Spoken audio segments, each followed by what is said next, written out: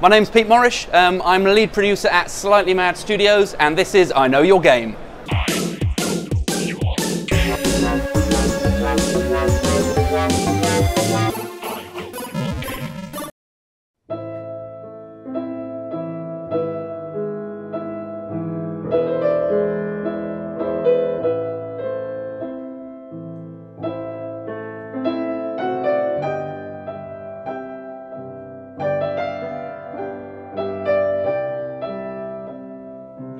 So to me, Project Cars is the ultimate expression of the ultimate authentic expression of what motorsport racing is all about. It captures the viscerality of motorsport.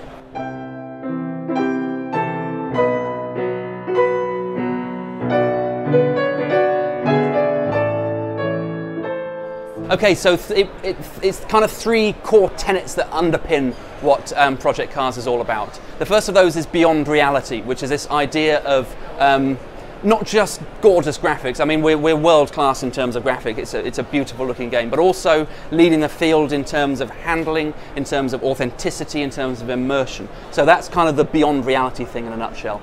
The next is the idea of by racers for racers, and there's kind of two parts to this. One is the unique way in which we've funded and developed the game, which is through our community at the World of Mass Development, or WMD. This is an 80,000 strong active community that have given us help during the design phases, during development, and without those guys, without those 80,000 people playing daily builds, giving us feedback, finding bugs, telling us what tracks to use, telling us where we're going wrong, telling us where we're going right, this project wouldn't be possible. The other side of the by racers for racers is the involvement of professional racing drivers. So numbers can kind of get you so far. So we have manufacturer data, we have laser scan tracks, we have laser scan cars. That's fine. That gets you to a level of fidelity and simulation, which is all right. But it's a bit like saying that a human being is just a bunch of cells. There's something else. There's something missing. And our professional racing drivers bring that. They bring experience and authenticity and kind of a human layer on the whole thing that we wouldn't be able to get otherwise. And they're key to the whole thing. The third thing I've forgotten.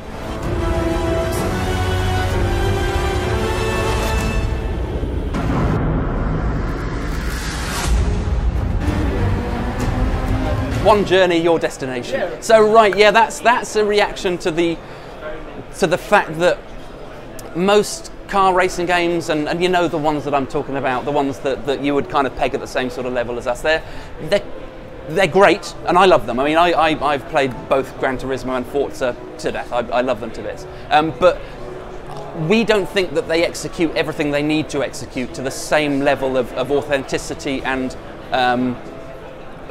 fidelity. So things like the latest iteration of Gran Turismo is well known for having slightly compromised engine sounds, let's say, whereas our audio is executed to the same level as everything else, and it's bloody terrifying. I mean, being strapped into one of these machines with the exhaust chuffing and the engine whirring and things happening and gravel splattering all over the place, it's actually kind of stressful. It's good stress, but it's like, ah, and it's that authenticity. So a reaction to these games whose career modes are almost like Pokemon for cars. They've got loads of cars. We don't have loads of cars. We have enough cars, and we have the right cars. We don't have 1,000 of them. We've got about 70 at launch, but they're the right cars for the story that we're trying to tell in our game.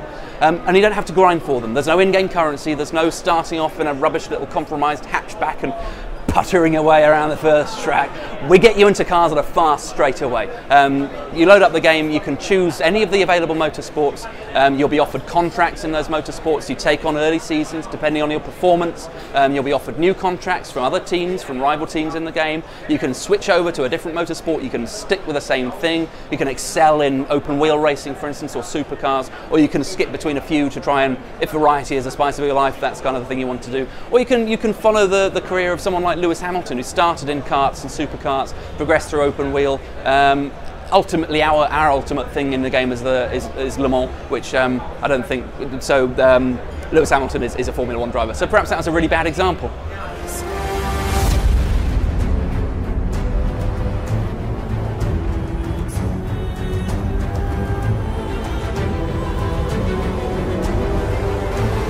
Oh God, yeah! Yeah, we've got lots. We couldn't do this game if we didn't have car licenses. So we have great working relationships with a lot of companies.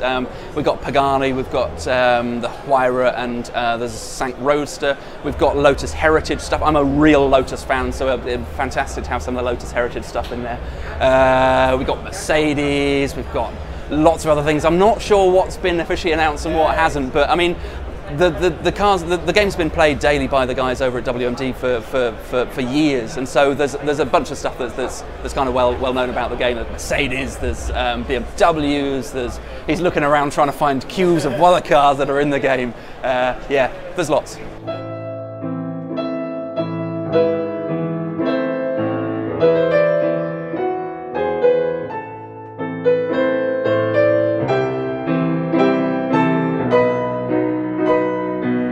No, absolutely. So the good news is that although it's designed and developed by some of the brightest minds in the industry, I don't count myself amongst that, I just try and help them do their jobs. Monkeys like me can play it, so the fidelity of the simulation is staggering. You're kind of modelling heat travelling from brake pads to the wheels and through the void in the tyres, and it's amazing. And turbos, instead of just arbitrarily increasing a horsepower number, are actually modelled. The mathematics of the airflow and compression are modelled, and it's crazy. So we start off with an incredibly high fidelity simulation that's best of breed. It's amazing stuff. But then that's kind of scary for people like me, because I've been trained that video game cars should handle in a certain way, and it's not super realistic. So there's a bunch of systems that make it easier, and the driver aids. I'm sure you've seen the sort of thing on other games. We have that sort of stuff. So when you first load up the game, you're asked what your sort of level is, whether you're a novice, whether you're a keen Forza player, whether you're a proper simulation head. And your choice there will automatically set up the physics and the handling and the driver aids and things to a level that we think is suited to you. You can always change it later. There's a load of different customization and things like that you can do. But yeah, so we make it easy for your initial experiences with the game to be at your sort of level.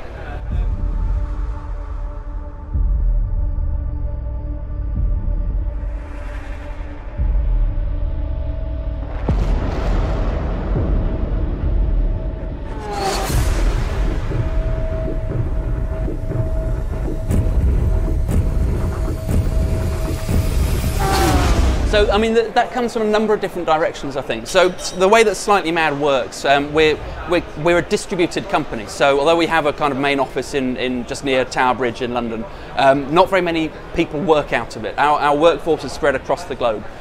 So, we work virtually, we meet virtually. There's forums and chat things and stuff which allow us to work together. But it means that we don't have to just make do with people that live in London. We can cherry pick the very best and the very brightest people from across the world to bring this thing to life. So we have the greatest minds working with some really good tech. So our tech is incredibly modular. I think we were modular before it was cool, if you know what I mean. So what that means is that we can scale our technology to take advantage of new stuff as and when it comes along. So when we first got PS4 and Xbox One dev kits in, we had stuff up and running on those inside a couple of weeks because our tech is so modular. We have a good relationship with Panasonic and their 4K TVs, but we can do 12K. We can do 3 4K TVs sitting next to each other just because we ramp up our tech. And it's that modular that it automatically takes advantage of what you've got there.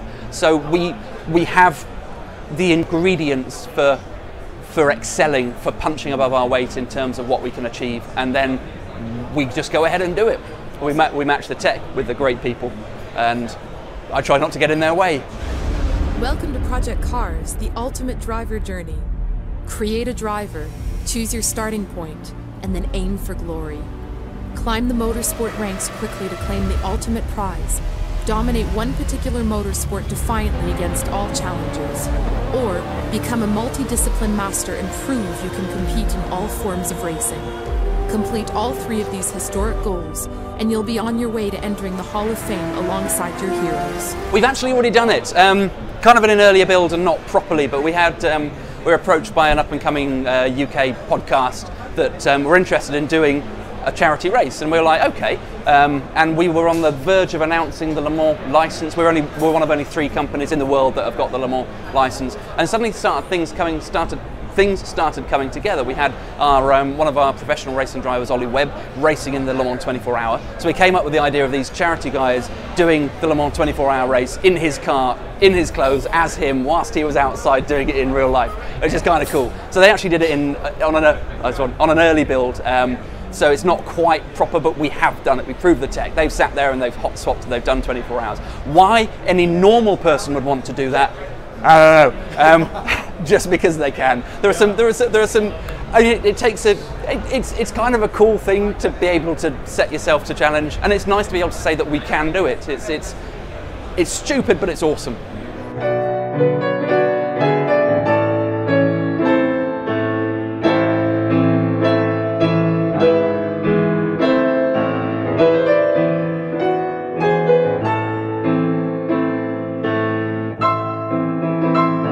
So why are we releasing a Wii U version? Because there's hunger out there for it.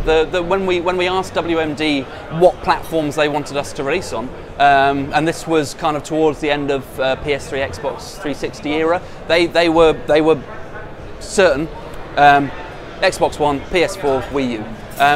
Wii U was running a little bit later than the other formats, simply because it's very different in terms of hardware, and we refuse to put anything out there that compromises our vision, and it's just taking a little bit more work to work with the hardware to get that up and running.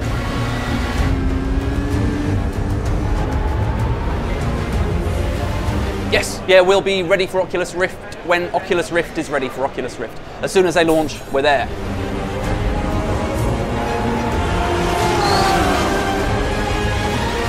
So, the plan, no. We are releasing at the end of November this year. We'll be launching on PC, Xbox One and PS4 in the first instance.